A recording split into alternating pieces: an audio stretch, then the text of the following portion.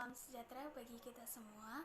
Perkenalkan, nama saya Putri Kristiana Sirait dari kelas D Pendidikan Fisika Angkatan 2020 dari Universitas Negeri Medan.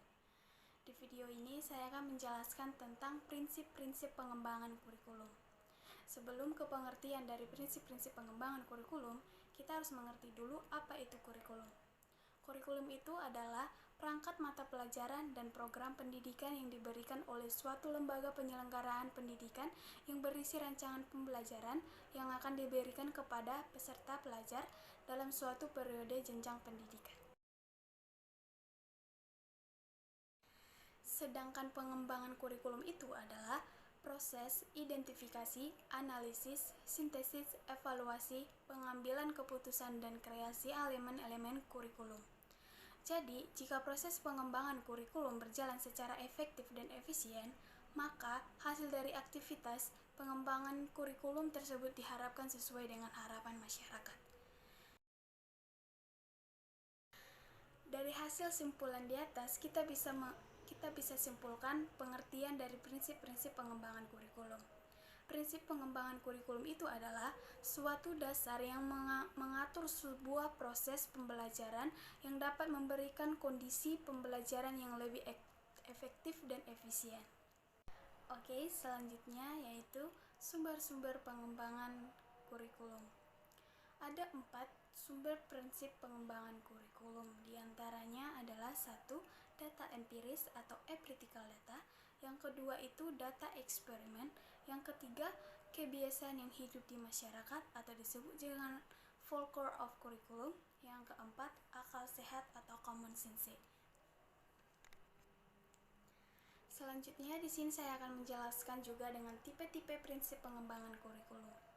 Di sini ada 3 penjelasan tipe-tipe prinsip pengembangan kurikulum. Di antaranya adalah 1.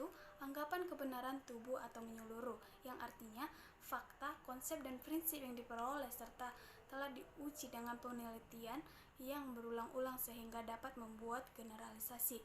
Yang kedua itu anggapan kebenaran parsial, yang artinya adalah suatu fakta, konsep, dan prinsip yang harus terbukti efektif dalam banyak kasus tetapi sifatnya belum bisa digeneralisasikan.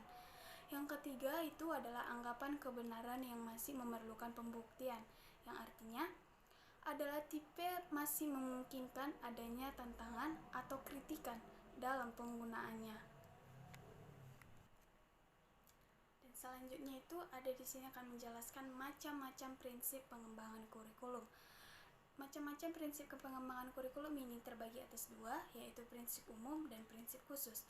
Prinsip umum ini terbagi atas 8 prinsip. Salah satunya adalah prinsip berorientasi pada tujuan, yang kedua prinsip relevan, yang ketiga prinsip efisien, yang keempat prinsip fleksibilitas, yang kelima prinsip berkesinambungan, yang keenam prinsip keseimbangan, yang ketujuh prinsip keterpaduan, dan kedelapan prinsip mutu. Dan yang kedua itu prinsip khusus. Prinsip khusus ini terbagi atas 4 prinsip, yaitu prinsip yang berkenaan dengan tujuan pendidikan. Dan yang kedua, prinsip yang berkenaan dengan isi pendidikan. Dan yang ketiga, prinsip yang berkenaan dengan proses pembelajaran. Dan yang terakhir yaitu yang keempat, yaitu prinsip berkenaan dengan media dan alat bantu pembelajaran.